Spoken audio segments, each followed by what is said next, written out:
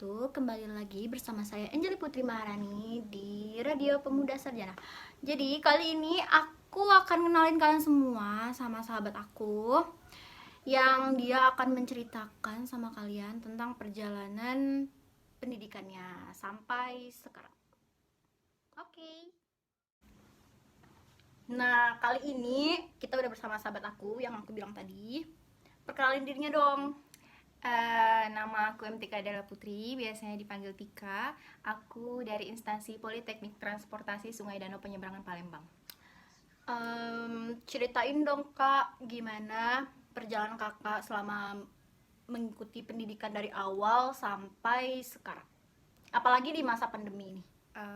Kalau sekarang kan aku udah semester 3. Jadi kalau waktu semester 1 itu di 2019 itu alhamdulillah semuanya masih baik-baik aja, nggak ada pandemi kayak gini. Jadi belajar full di kampus. Terus kehidupan di kampus itu memang beda banget sama kehidupan kita biasanya. Jadi kalau di kampus itu dari mulai kita bangun sampai kita tidur lagi itu semua udah diatur.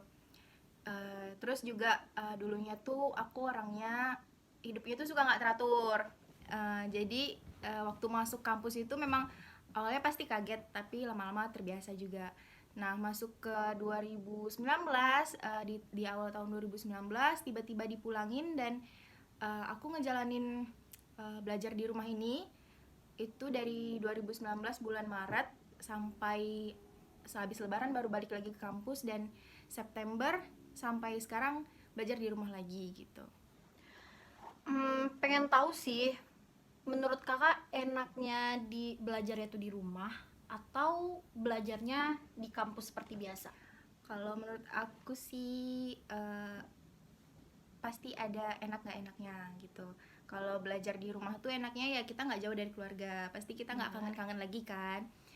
Terus juga kalau di kampus tuh enaknya di kampus itu karena teratur, semuanya hidupnya itu teratur, makan teratur, istirahatnya teratur gitu, pokoknya semuanya teratur. Dan kalau untuk di bidang akademiknya itu pasti lebih enakan sebenarnya di kampus karena kita memang langsung tatap muka sama dosennya. Tapi kalau misalnya kalau di rumah itu kan kalau misalnya dosennya punya waktu itu pasti biasanya lewat Zoom, tapi kadang juga keterbatasan sinyal gitu ya. Jadi kadang kalau misalnya sinyalnya jelek, jadi videonya tuh kayak apa sih, kayak nyandat gitu loh. Jadi kayak jadinya kurang paham gitu. Sebenarnya itu minusnya kalau belajar di rumah. Boleh dong kakak ceritain kenapa kakak lebih memilih instansi ini? Kan masih banyak kayak polisi, IPDN, terus tentara atau apa gitu. Kenapa kakak lebih milih ini? Sebenarnya tuh dari SMA itu aku pengennya tuh jadi polwan. Nah, tapi waktu tamat SMA itu aku memang tes polwan nih, tapi belum rezekinya. Nah, terus aku juga sempat tes STAN di tahun 2018 itu, tapi memang belum rezekinya juga. Jadi di tahun 2019-nya aku ngejalanin dulu kuliah biasa di Universitas Islam Negeri Sultan Syarif Kasim Riau. Sama dong kak. Di Fakultas Ekonomi. Aku jurusan S1 akuntansi dulu, dan aku sempat kuliah di sana 2 semester. Dan aku milih instansi ini karena memang dulu tuh senior aku yang di instansi ini juga ada kakak kelas aku gitu. Maksudnya tuh kakak kelas aku waktu SMP itu jadi senior aku di kampus ini. Jadi aku banyak sharing sama dia, dan dia juga ngasih motivasi ke aku, terus ngasih gambaran gimana sih kampusnya itu juga sama aku gitu. Jadi aku makin yakin juga gitu mau pilih instansi ini, karena juga Palembang itu masih lumayan deket dari Riau kan, jadi aku bisa gampang pulang gitu. Terus juga papa aku pernah kerja di pelabuhan, jadi aku juga banyak sharing sama papa tentang pelabuhan-pelabuhan gitu, dan aku tertarik. Jadi aku pilih Politeknik Transportasi Sungai Danau Penyeberangan ini karena juga masih satu-satunya di Indonesia gitu.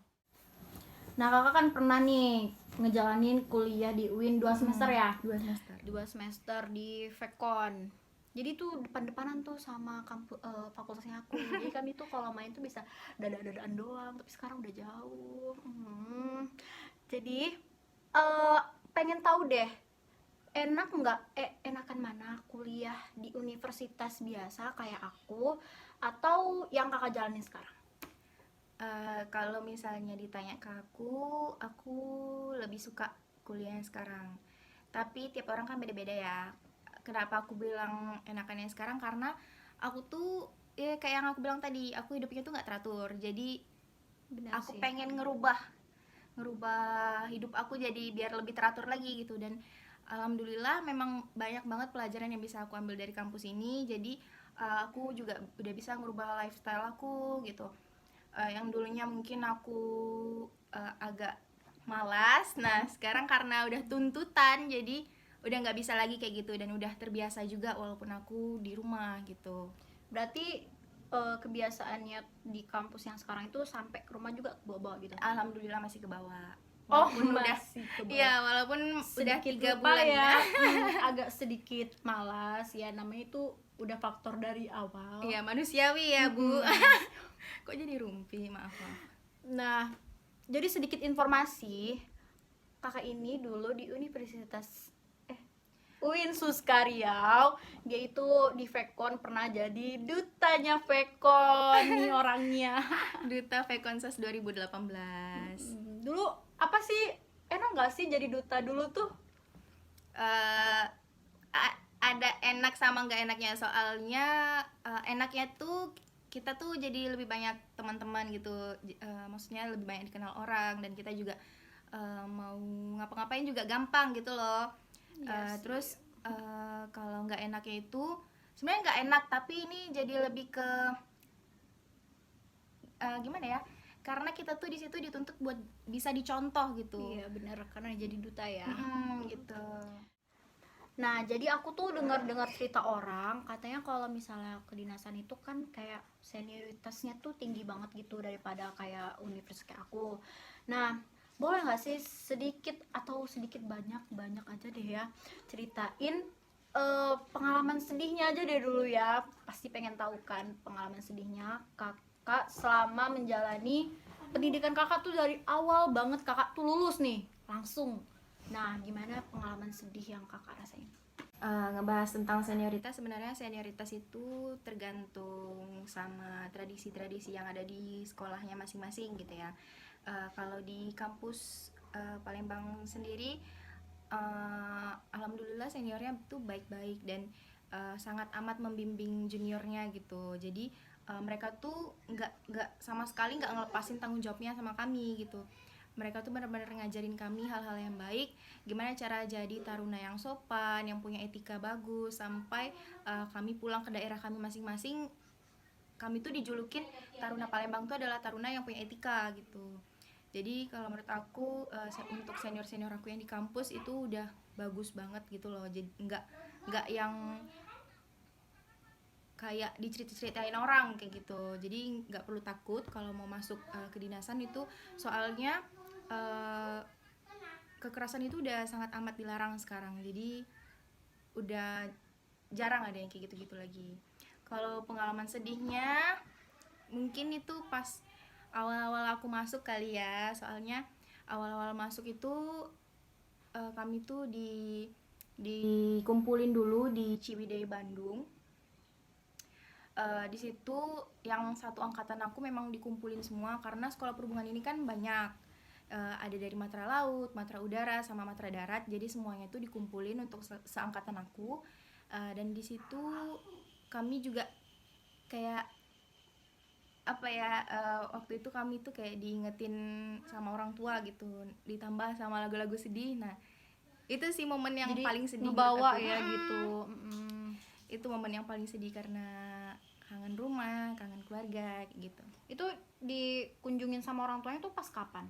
Pas pelantikan, Pas pelantikan setelah berapa bulan? setelah 3 bulan gak ketemu dan gak komunikasian sama sekali. Berarti benar-benar nggak boleh megang HP gitu, nggak boleh komunikasi apapun. Nggak boleh. Berarti selama 3 bulan benar-benar pure nggak ada komunikasi sama keluarga. Nggak ada.